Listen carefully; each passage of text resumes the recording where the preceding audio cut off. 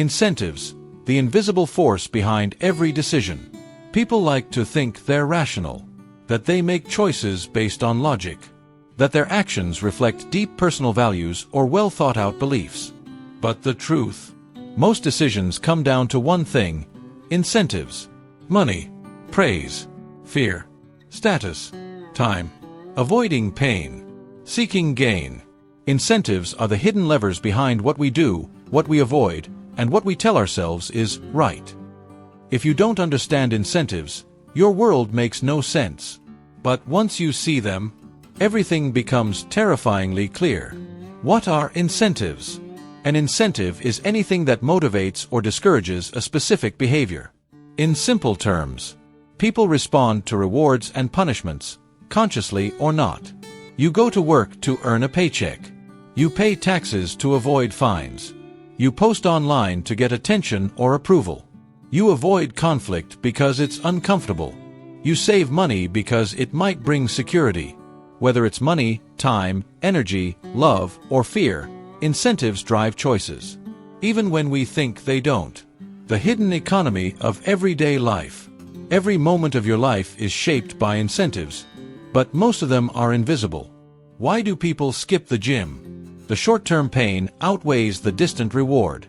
Why do people eat fast food? It's cheap, fast, satisfying, and requires no effort. Why do employees avoid speaking up in meetings?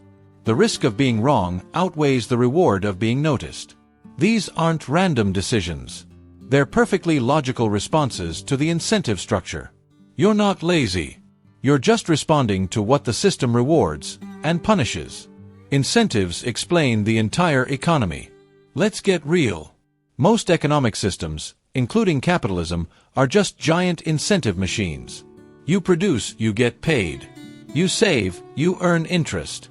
You invest, you take risk for reward. You borrow, you pay more later. You underperform, you lose your job. That's the engine. But here's the twist. Incentives don't always lead to good outcomes. Sometimes they lead to disaster. Bad incentives equals bad behavior. Incentives explain why people lie on resumes. Why employees hoard information instead of sharing it. Why executives chase quarterly profits at the cost of long-term sustainability. People don't do what's right. They do what's rewarded. In the 2008 financial crisis, bankers gave loans to people who couldn't afford them. Why? Because they got bonuses for issuing loans, not for ensuring they were safe.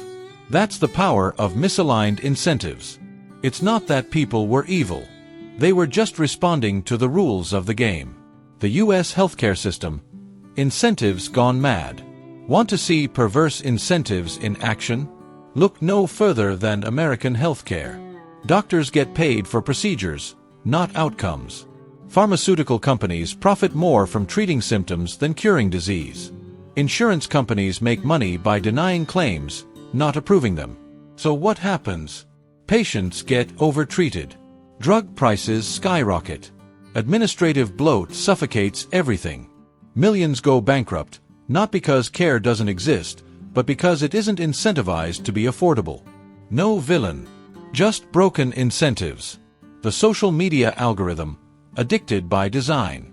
Why is social media so addictive? Because the incentive structure rewards outrage, novelty, and engagement, not truth or depth. Post something divisive, get more views. Post something kind, gets buried. Spend more time on the app, more ads shown, platform earns more.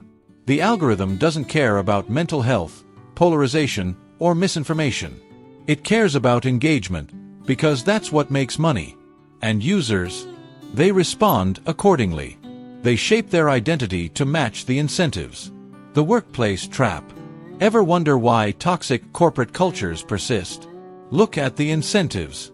Promotions are based on visibility, not value. Office politics reward loyalty over honesty. Managers hoard credit because it leads to bonuses. Burnout is admired, not warned against. So employees conform, even when it destroys morale. They smile, nod, and avoid change. Because challenging the system gets you punished, not praised. People don't stay quiet because they're weak. They stay quiet because the incentive to speak is non-existent. The American education system, misaligned by design. Ask any teacher in America. What gets prioritized? Test scores, attendance, graduation rates, but not critical thinking, financial literacy, emotional resilience, entrepreneurial thinking. Why? Because the metrics drive the behavior, and the incentives favor numbers, not people. Students memorize. Teachers teach to the test. Schools focus on appearances, not outcomes. Again, not because people don't care. Because the system rewards compliance, not creativity. Incentives shape personal finance, too. Ever wonder why people don't save money, even when they know they should? Because the incentives are stacked against them. Consumption is glorified. Savings interest is nearly zero. Credit is easy and addictive. Delay of gratification is punished socially. Buying gets you status. Saving gets you silence. So we spend. We borrow. We stay trapped. Not because we're irresponsible, but because the game is tilted that way. Incentives are why diets fail. Ever tried dieting? You know what to do, but doing it feels miserable. Why? Because the rewards of healthy eating are delayed, while the payoff of junk food is immediate. You get a dopamine hit from sugar now. You lose 5 pounds next month. Guess which one wins? Until the incentive structure changes, until the short-term pain is worth enduring, most people give up. It's not willpower. It's bad incentive design. Incentives are the root of systemic change. Want to change behavior? Forget inspiration. Forget education. Forget even morality.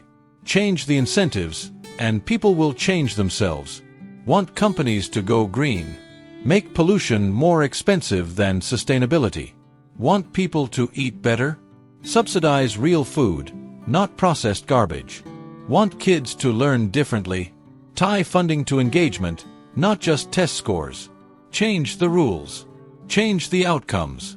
Action plus result. Rewriting your own incentives. Now here's where it gets personal. If you want to change your habits, your mindset, or your financial life, don't just rely on motivation. Redesign the incentive environment. Set up automatic transfers to savings. Build small wins into your goals. Use public accountability to create pressure. Reward yourself for consistency, not intensity. Remove friction from good choices. Add friction to bad ones. You don't need more discipline. You need better design. The final truth. Incentives are the secret script behind the show we call life. They shape how people behave, how systems evolve, how nations rise or fall, how you succeed or stagnate. And the scariest part? Most people are living by someone else's incentive structure, not their own. So if you want to break free, start by seeing the strings. Follow the money. Track the dopamine. Question the metrics. Then, rewrite the game. Rebuild the rules. Reclaim the steering wheel. Because once you understand incentives, you stop being a pawn and start playing like the architect.